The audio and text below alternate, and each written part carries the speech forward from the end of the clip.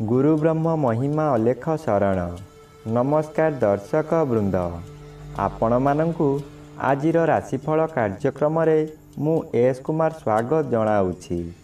प्रतिदिन निजर राशिफल जानिबा पाई गुरुकृपा यूट्यूब चैनल को सब्सक्राइब करंतु और पाखरे थिबा बेल आइकन को प्रेस करी ऑल नोटिफिकेशन ऑन करी दियंतु, जहा फଳରେ आमे जेतेबेले वीडियो अपलोड करिवो प्रथमे आपण वीडियो देखि पारिबे। आमर यही वीडियो रे आपण संपूर्ण पंचांग सहित मेष ठारू मीन पर्यंत 12 गोटी राशिर राशिफल विषय रे जानि पारिबे। वीडियो को दयाकरी शेष पर्यंत देखंतु। वीडियोटी भल लागिथिले वीडियो को लाइक करंतु एवं आपणक प्रियजन पाखु शेयर करी जणांतु। एबे आसंतु जानिबा आज दिनर संपूर्ण पंचांग विषय। आज इंग्राजी 2026 मसीहा जून मास 27 तारीख शनिवार। दिल्ली स्वराब्दा सन 1433 साल। स्वाधीन भारताब्द 79 वर्ष। महिमाद 199 वर्ष। उत्कल गजपति श्री श्री गजपति दिव्य सिंहदेव महाराजांकर 69 अंक। सौरस्व आषाढ़ मास 13 दिन। चांद्रमते ज्येष्ठ शुक्ल पक्ष त्रयोदशी तिथि रात्रि 12 घंटा 56 मिनिट पर्यंत। आजिर सूर्योदय विरजा क्षेत्र को 5 घंटा 7 मिनिट मिथुन लग्न 2 दंड 1 लिता गते उदय। आजिर सूर्यास्त विरजा क्षेत्र को 6 घंटा 28 मिनिट धनु लग्न 2 दंड गते अस्त। आज बिछा चंद्र 60 दंड अनुराधा नक्षत्र रात्रि 10 घंटा 47 मिनिट पर्यंत। आज जन्मित शिशुर बिछा राशि विप्रवर्ण देवगण रात्रि 10 घंटा 47 मिनिट गते दानवगण। आज मृत व्यक्तिर एक पाद पुष्कर दोष निषिद्ध खाद्य। आज बाईगण भोजन निषेध अटे। आजिर अमृत जोग अपराह्न 3 घंटा 35 मिनिट गते 6 घंटा 28 मिनिट मध्य। अस्तरु रात्रि 7 घंटा 53 मिनिट मध्य। रात्रि 12 घंटा 15 मिनिट गते 1 घंटा 36 मिनिट मध्य एवं शेष रात्रि 3 घंटा 8 मिनिट गते 5 घंटा 7 मिनिट मध्य। आजिर महेंद्र जोग प्रातरु प्रातः 6 घंटा मध्य एवं दिबा 9 घंटा 44 मिनिट गते 12 घंटा 6 मिनिट मध्य। आजिर काल बेला प्रातरु प्रातः 6 घंटा 57 मिनिट मध्य एवं अपराह्न 3 घंटा 57 मिनिट गते 6 घंटा 28 मिनिट मध्य। आजिर बार बेला दिबा 1 घंटा 16 मिनिट गते 2 घंटा 55 मिनिट मध्य। आजिर काल रात्रि अस्तरु रात्रि 7 घंटा 38 मिनिट मध्य एवं शेष रात्रि 3 घंटा 40 मिनिट गते 5 घंटा 7 मिनिट मध्य। आजिर राहु काल पूर्वाह्न 9 घंटा ठारू 10 घंटा 30 मिनिट मध्य। आजिर घात चंद्र नाही। कर्कट राशिर घात नक्षत्र। घात तिथि नाही। वृष राशि सिंह राशि और कन्या राशिर घात 12।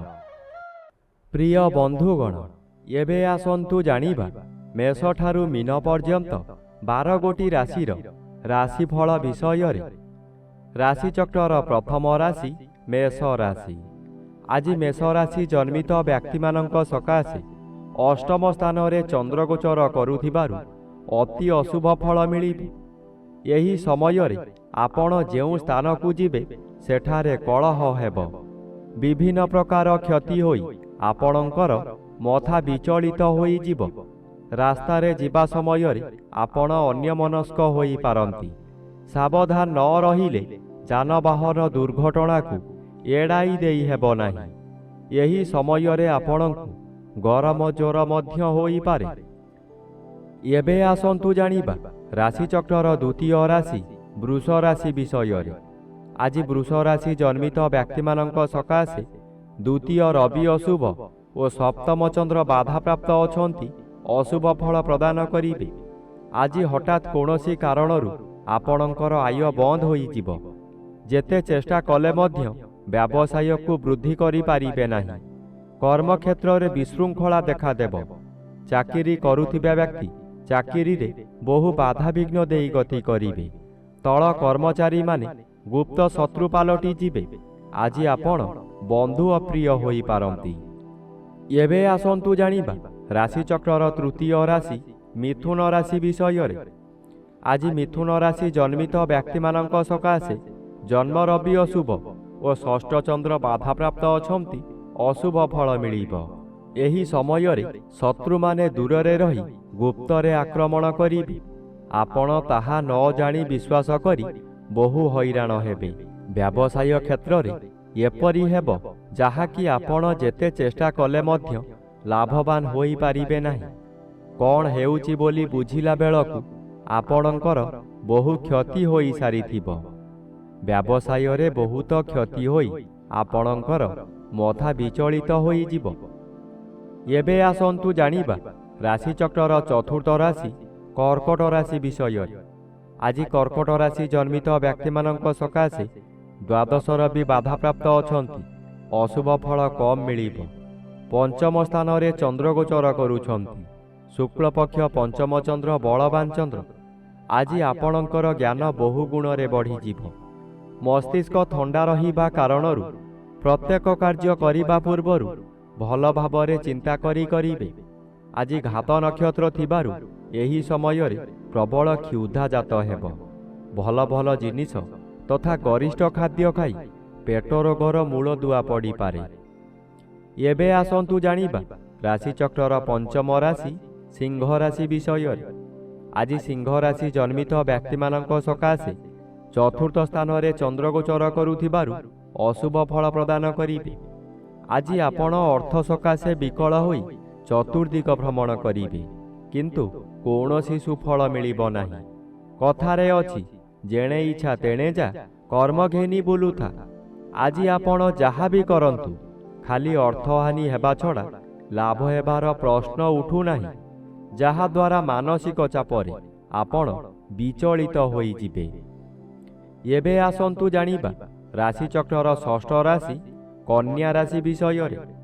ଆଜି କନ୍ୟା ରାଶି ଜନ୍ମିତ ବ୍ୟକ୍ତିମାନଙ୍କ ସକାଶେ ଘାତବାର ଅଶୁଭ ଓ ତୃତୀୟ ଚନ୍ଦ୍ର ବାଧାପ୍ରାପ୍ତ ଅଛନ୍ତି। ଅଶୁଭ ଫଳ ପ୍ରଦାନ କରିବେ। ଆଜି ଚାତକ ପକ୍ଷୀ ସଦୃଶ୍ୟ ହେବା କାମ ହେବ ନାହିଁ।